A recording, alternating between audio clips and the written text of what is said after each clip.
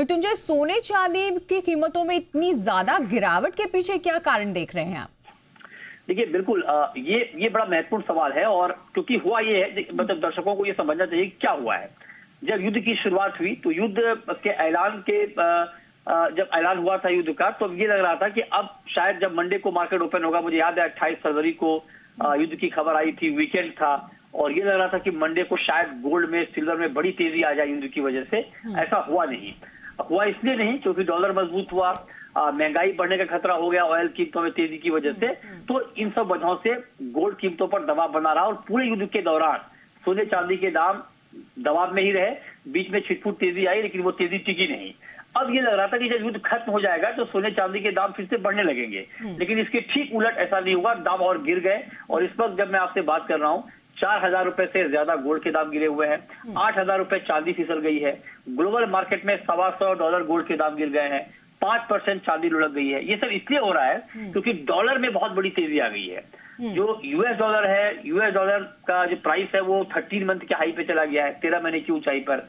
Dollar का मजबूत होना सोने चांदी में कीमतों के लिहाज से निगेटिव होता है, ये एक बड़ा इम्पैक्ट है। दूसरी बड़ी बात, आपको याद होगा कि युद्ध से पहले रेट कट की बात बहुत तेजी से हो रही थी।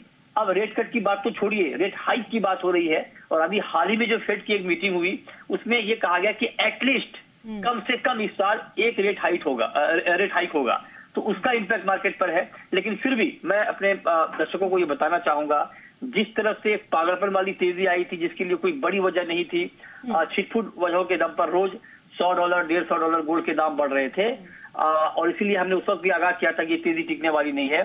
ठीक अभी भी गोल्ड का मार्केट और सिल्वर का मार्केट उसी तरह से बिहेव कर रहा है। ऐसी कोई आफत नहीं आ गई है। ठीक है, एक रेट हाइक की बात हुई। अब एक रेट हाइक की बात पर गोल्ड और सिल्वर के दाम कितने गिरने चाहिए, ये मैंने तेजी के दौरान भी मैं ये सवाल खड़े किए थे। तो अब जो ये गिरावट है, ठीक है, बहुत तेजी आ गई थी, प्रॉफिट बुकिंग है, डॉलर की मजबूती है, रेट हाइक की बात हो रही है, लेकिन उसके बावजूद अगर ये $100-150 की गिरावट अगले कुछ दिनों तक कंटिन्यू रहती है, तो इसको मैं एक पैनिक सेलिंग कहूंगा।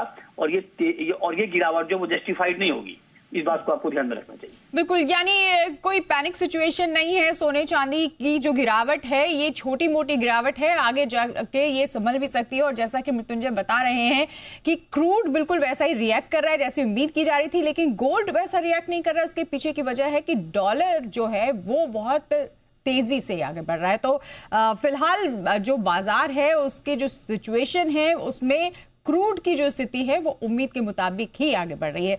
बहुत शुक्रिया करेंगे मृत्युंजय तमाम जानकारी के लिए।